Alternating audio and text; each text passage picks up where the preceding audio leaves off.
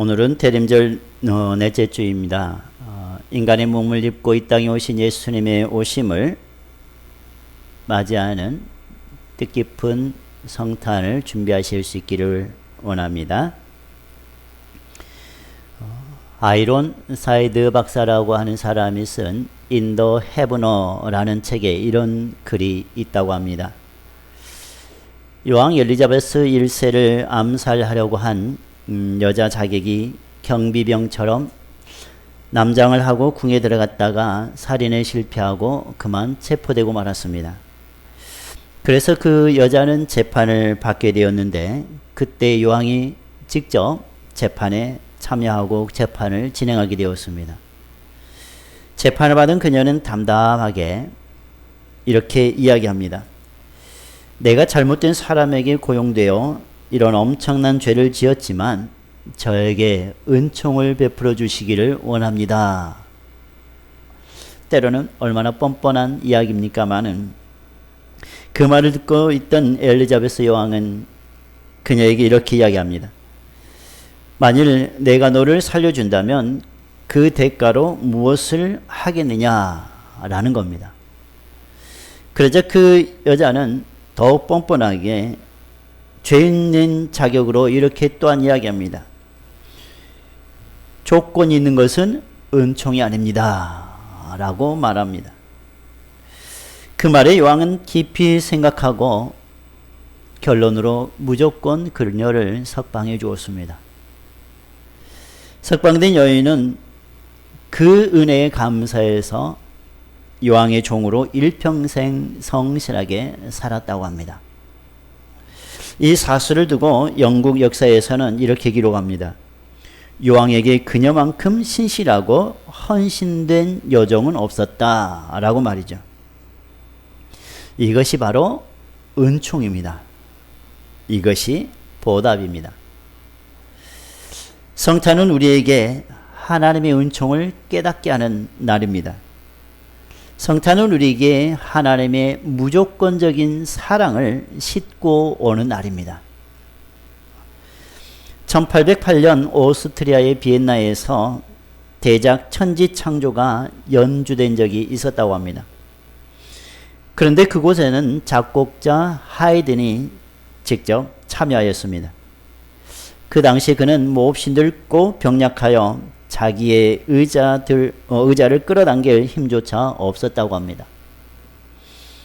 연주가 끝난 다음 감격한 청중들은 모두 기립하여 하이든에게 박수갈채를 보내주었습니다. 하이든은 그 갈채를 감당할 수 없다는 자세로 힘겹게 일어나서는 이렇게 이야기합니다. 아닙니다. 아닙니다. 이 작품은 내 것이 아니라 위에 계신 하나님께로부터 온 것입니다. 오직 은혜로 된 것이지 내 작품이 아닙니다. 라고 외칩니다. 맞습니다. 그것은 내 것이 아닙니다. 오직 하나님의 은혜입니다. 성탄을 맞이하는 우리에게 주어지는 것이 바로 하나님의 은총이요 하나님의 은혜입니다. 성탄의 주인공은 우리가 아니라 누구입니까? 아기 예수입니다. 오늘 말씀을 통해서 성탄을 맞이하는 우리는 어떠해야 하는지를 함께 알아보고자 합니다. 여러분, 1절과 2절에 헤로드 왕 때에 예수께서 유대 베들레헴에서 나심에 그리고 동방으로부터 박사들이 기록합니다. 동방으로부터 온 박사라고 불리는 점성가들은 별을 보고 그리스도의 나심을 어렴풋이 알고 별을 따라 옵니다.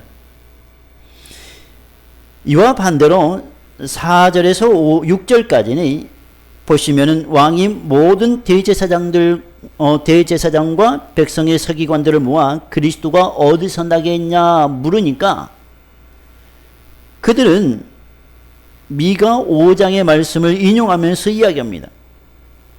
유대 베들레헴입니다.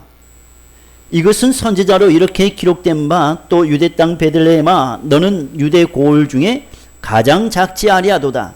내게서 한 다스리는 자가 나와서 내 백성 이스라엘의 목자가 되리라 라는 말씀을 인용하면서 헤롯에게 이야기합니다. 그들은 정확히 알고 있었습니다. 한 부류는 별을 따라 어렴풋이 왔는데 한 부류는 미가 5장의 말씀을 정확히 알고 있으면서 이야기합니다. 이 두 단락에서 하나님께서는 이방인과 유대인들 모두에게 그리스도의 나심을 알게 하셨다라는 것을 알 수 있습니다. 성육신 하심은 모든 사람이 그리스도를 알게 하시려는 하나님의 뜻이 분명히 담겨 있다는 겁니다. 하나님은 세상을 너무나 사랑하셔서 말씀하시고 말씀의 본질이며 말씀이 말하는 예수님을 우리에게 분명하게 보여주고 있는 것입니다. 우리가 그리스도 예수를 믿지 않는 것은 누구든 몰라서가 아니라 내가 주인으로 살고 싶어서 그렇다는 겁니다. 내가 나의 삶의 주인이 되고 내가 내 삶을 어떻게 살아가야 될 것인지 결정하는 것이 온전히 우리가 예수님을 왕으로 주인으로 받아들이지 못하게 한다는 겁니다. 내가 기름 부음 받은 자가 되기를 원합니다. 오늘 헤롯이 그런 사람이라는 것을 우리에게 잘 보여주고 있습니다. 헤롯은 유대인의 왕으로 오신 예수님이 태어났다는 소식을 듣고 8절 말씀에 이렇게 이야기합니다. 여러분 8절 우리 같이 한번 읽어볼까요? 시작. 베들레헴으로 보내며 이르되 가서 아기에 대하여 자세히 알아보고 찾거든 내게 구하여 나도 가서 그에게 경배하게 하라 라는 겁니다. 8절의 경배는 2절의 경배와 어떤 내용들이 같고 다른지를 함께 보고자 합니다. 8절의 경배는 2절의 경배와 같은 말 같지만은 둘은 전혀 180도 다른 의미를 가지고 있습니다. 2절과 그리고 11절에 나오는 동방박사의 경배는 별의 인도를 받아왔습니다. 그리고 기뻐함으로 아기 예수를 높이는 경배입니다. 진정으로 예수님의 탄생을 축하하기 위한 경배입니다. 하지만 8절에 나오는 헤롯의 경배는 유대인의 왕은 바로 내가 유일하다 라는 것에서부터 출발합니다. 그래서 또 다른 존재는 용납할 수 없다는, 또 다른 왕은 결코 용납할 수 없다는 마음에 아기 예수를 죽이려는 살인적인 음모를 가지는 경배라고 할 수 있습니다. 경배라고 하여 다 같은 경배가 아님을 우리는 본문 가운데 알 수 있듯이 예배라고 하여 다 같은 예배가 아님을 우리는 알아야 합니다. 경배라고 다 같은 경배가 아니고 예배라고 다 같은 예배가 아니다는 것. 그래서 예수님께서는 요한복음 4장에 예루살렘으로도 사마리아도 아닌 영과 진리로 예배를 드려라. 하나님을 그러한 사람을 찾는다라고 말씀하시지 않습니까? 어떤 장소적인 개념이 아니라 진정으로 영과 진리로 예배 드릴 수 있는 곳, 그 마음을 하나님께서는 보신다는 겁니다. 교회에 나와도 우리의 중심이 영과 진리가 되지 않는다면, 또한 집에서 영상을 통해서 예배 드린다고 할 때에 그곳에서도 영과 진리로 예배 드리지 않고 다른 무언가에 정신이 쏠려 있다면 그 예배를 하나님이 기뻐 받으실까라는 생각을 해봅니다. 경배가 다 같은 경배가 아니듯 예배가 다 같은 예배가 아닐 수 있다는 것을 우리는 잊지 말아야 합니다. 예수님을 경배함으로 영접해야 하나님의 자녀가 되고 하나님의 은혜와 복을 받게 된다는 겁니다.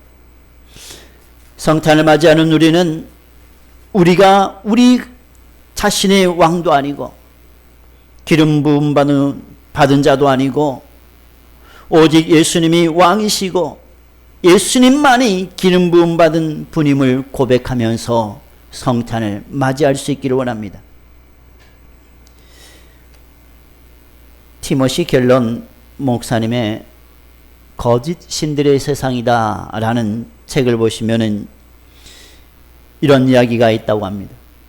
그는 우리가 사는 이 세상을 우상이 난무한 세상이라고 말하면서 프랑스의 철학자 토크비를 인용합니다. 그의 말을 인용하면서 이런 글들을 적습니다. 이 세상의 불완전한 기쁨으로는 절대 인간의 마음을 채울 수 없다. 이 세상의 불완전한 기쁨을 인생의 토대로 삼는 것은 우상숭배이다 라고 말입니다. 골로새서 3장 5절에 보시면 그러므로 땅에 있는 지체를 죽이라. 곧 음란과 부정과 사욕과 악한 정욕과 탐심이니 탐심은 우상숭배니라 말씀합니다.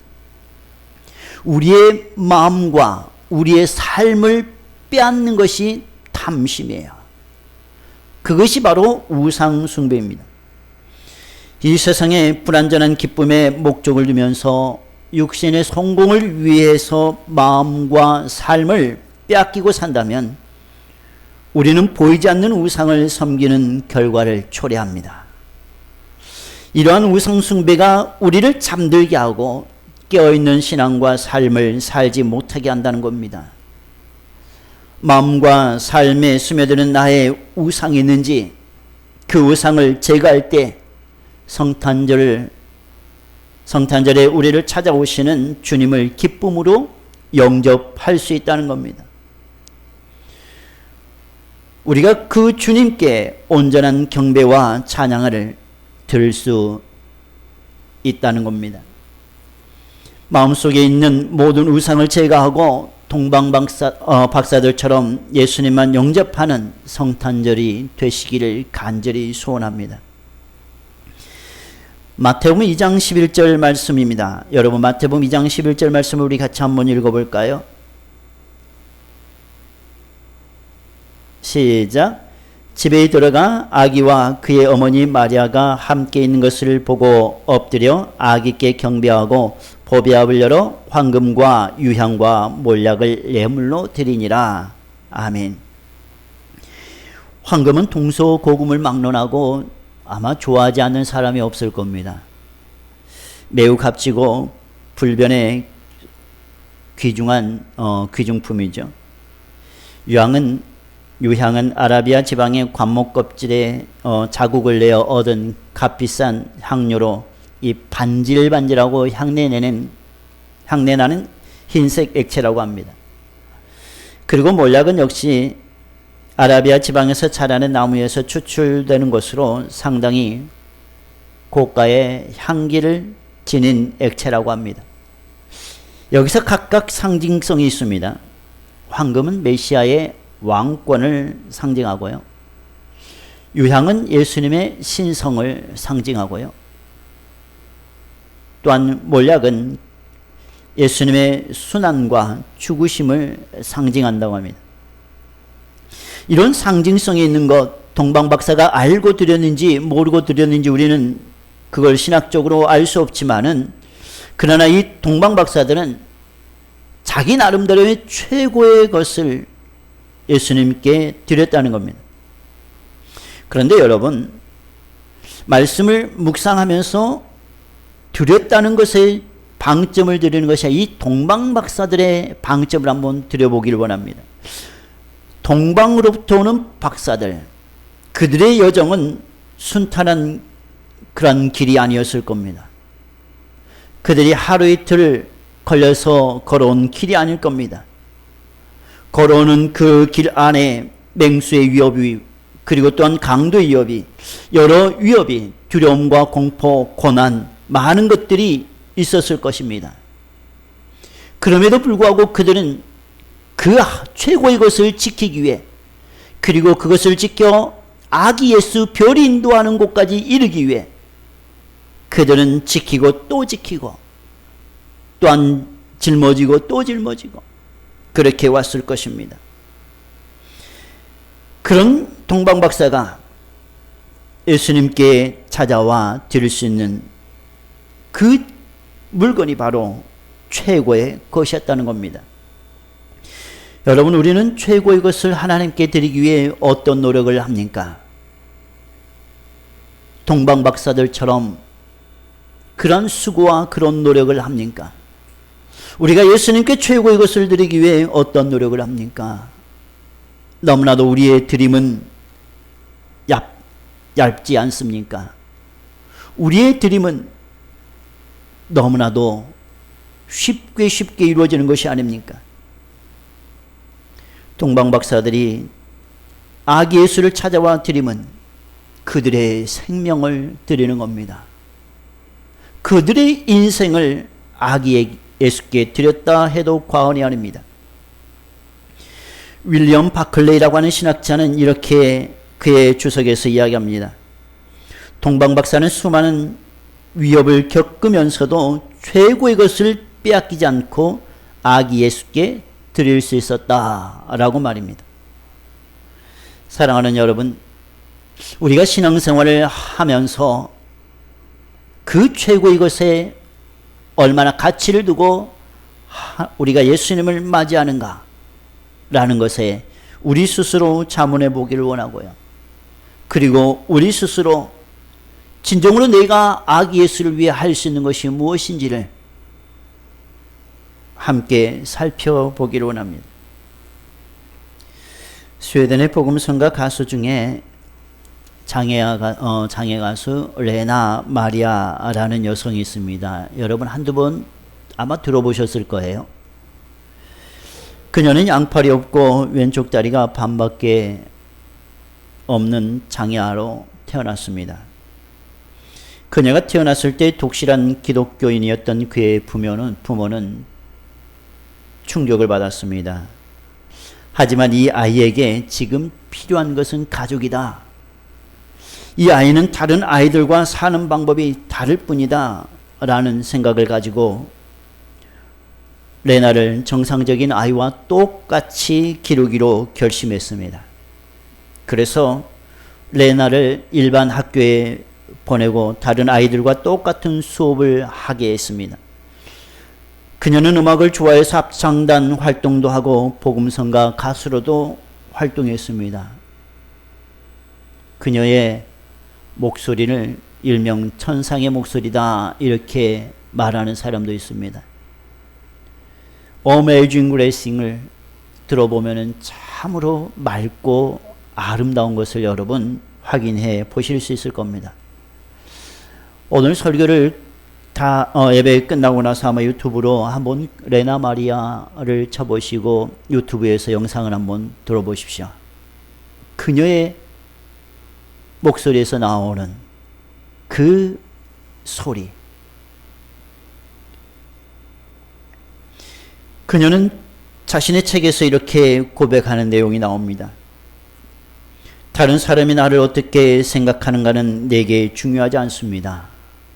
중요한 것은 나와 하나님과의 관계입니다. 나는 항상 내가 너를 사랑한다 하는 하나님의 음성을 듣고 살고 있습니다. 라고 고백합니다. 우리의 고백이 이런 고백이 되기를 원합니다. 나는 너를 항상 사랑한단다 라는 고백이요. 정말로 그런 고백을, 그런 음성을 우리가 하나님께 받고 산다면 얼마나 행복할까 라는 생각을 해봅니다. 여러분 혹시 그런 하나님의 음성을 듣고 사십니까? 하루를 정리하고 묵묵히 기도로 묵상해 볼 때에 오늘 하루도 수고했단다. 내가 너를 사랑한다. 이제 모든 거 다 쉬고 평안한 안식을 누려라 하면서 주님의 그 소리를 듣고 사는 여러분이 계십니까? 그렇다면 얼마나 꿀잠을 잘 수 있겠습니까? 사랑하는 여러분, 내게 문제가 있고 또한 아픔이 있고 질병이 있어도 하나님은 여전히 여러분을 사랑하십니다. 하나님께 나오면 누구든지 어떤 문제와 아픔이 있든지 다 우리 하나님은 받아주십니다. 그리고 고쳐주시고 해결해 주시는 분이 우리 하나님이시고, 그것을 이 땅에 직접 보여주기 위해 내려오신 분이 바로 아기 예수입니다. 우리 모두가 우리가 가지고 있는 최고의 그 마음속에 두는 것, 그것을 동방박사들처럼 온전히 드려지기를 원합니다. 또한 마태복음 2장 12절 말씀을 우리 함께 읽어보겠습니다. 마태복음 12장입니다. 2장 12절입니다. 시작. 그들은 꿈에 헤롯에게로 돌아가지 말라 지시하심을 받아 다른 길로 고국에 돌아가니라. 아멘. 2절과 9절의 말씀처럼 별의 인도를 받았던 동방박사들이 이제는 꿈의 지시하심을 받아 헤롯의 계략에 넘어가지 않게 합니다. 8절과 9절에서 동방박사들은 헤롯에게서 예수를 찾거든 자신에게 돌아와 고하라는 말을 들었지만은 그들은 헤롯에게로 돌아가기를 거절하고 꿈의 지시하심을 받아 고국에 돌아갑니다. 이는 헤롯의 말을 거역한 것입니다. 왕의 말을, 왕명을 거역하기에 그들은 생명의 위협을 받을 수 있습니다. 그래서 그들이 가는 길은 목숨을 걸고 가는 길입니다. 고난과 역경의 길입니다. 그럼에도 불구하고 그들은 꿈의 지시하심을 받아 자신의 고국으로 돌아갑니다. 하나님께서는 이방인 중에서도 자기의 백성을 이끌고 계시다는 것을 우리는 확인해 볼 수 있습니다. 별을 통해 어떻게 하나님을 믿을 수 있나 싶기도 할 겁니다. 또 꿈을 통해 어떻게 하나님을 믿을 수 있는가 라는 생각을 할 수도 있을 것입니다. 그러나 하나님께서는 별을 통해 이방인을 예수님을 만나게 하시고, 꿈을 통해서 꿈으로 어떻게 하나님을 믿을 수 있을까 싶지만은 하나님은 자기 백성을 온전하게 인도해 가십니다. 이것이 바로 또한 하나님의 방법입니다. 그래서 우리가 하나님의 방법 하면은 편협하게 생각할 필요는 전혀 없습니다. 하나님께서는 각 시대에 맞게, 각 사람에 맞게 절대적으로 무수한 방법으로 하나님의 일들을 실현해 가시는 것을 볼 수 있습니다. 심지어 결혼하지 않냐는 마리아 동정녀를 통해서 말이죠. 절대로 부족해서 인도를 못 받거나 미흡해서 하나님을 모르는 일은 결코 없습니다. 왜냐하면 하나님은 전능한 분이시기 때문에 그럽니다. 하나님은 모든 사람을 알고 계시기 때문에 그렇습니다. 나는 무식하고 순전하다, 그래서 하나님의 뜻을 잘 알 수 없어. No, 아닙니다. 하나님, 나는 똑똑해서, 나는 성경을 많이 알고 있어서, 나는 또한 헤롯 왕처럼